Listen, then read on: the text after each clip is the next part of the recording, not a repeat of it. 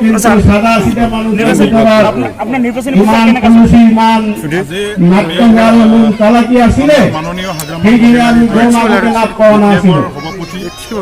আগত আমি বাৰবাৰ কৈছিলো আপোনালোকে যদি বিজেপিত সোমায় এটা নিৰ্বাচন তেনেহ'লে আমি তেখেতে নিজে স্বয়ং উপস্থিত থাকি যেনেকৈ আৰম্ভ কৰিলে দ্ৰুতগতিত ইয়াত আমাৰ মিত্ৰ দল মহাজোঁটৰ তাতকৈ দ্ৰুতগতিত আমি পলাই যাম। নেতাসকলেও আছে, সেইকাৰণে আমি আজি আমাৰ এই সকলো ৰাইজে অনুৰোধ বিৰোধ কৰি আমি যে এই অকিল মুছাহাৰীক জিতালো, এই জিতোৱাটো আমাৰ মহা পাপ হৈছে বুলি আমি অনুৰোধ কৰি আজি সকলো ৰাইজে ওচৰত আমি হাত তুলি ক্ষমা বিচাৰিলো।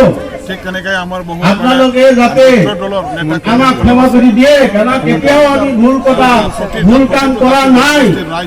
এইবেলি আমি যোৱা নিৰ্বাচনত যেটা আমি ভুল কৰিছো, মাত্ৰ তাৰ কাৰণে আপোনালোকৰ ওচৰত আমি হাত জোৰ কৰি ক্ষমা খুজিলো। এইখিনি সময়তে মানে ডাঙৰ এটা প্ৰগ্ৰাম আমি অৰ্গেনাইজ কৰিব পাৰিছো। এই পৰিষদৰ নিৰ্বাচনৰ পৰাই আমাৰ লগত বিপিএফৰ মানুহ কেইজনে আগন্তুক দৰ কৰি লাগি আছিলে।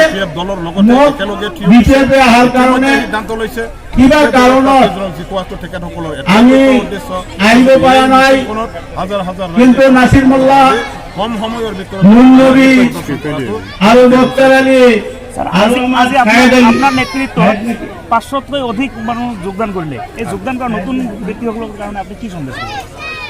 সঁচাসঁচিকৈ যোৱা BTC নিৰ্বাচনৰ সময়ত এই অঞ্চলৰ সেই মানুহ কেইটা আমাৰ লাগি আছিলে আৰু মোৰো এটা মনত আহিল যে আমি বিজেপি ভোট দিব নোৱাৰো, গতিকে আমি বিজেপি এৰি আমি এতিয়া কংগ্ৰেছ সেউজীয়া আৰু বিপিএফৰ লগত এৰাই হৈছে এই দলত আহিছো।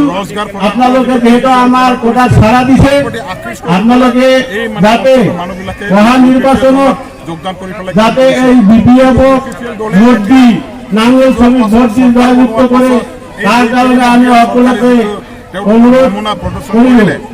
এতিয়া হ'ল এই আমাৰ যে অকিল মুছাহাৰীক আমি জিতাইছো, সেই অকিল মুছাহাৰী কি কি কাহানী কৰিলে সেইটো আপোনালোকে শুনক।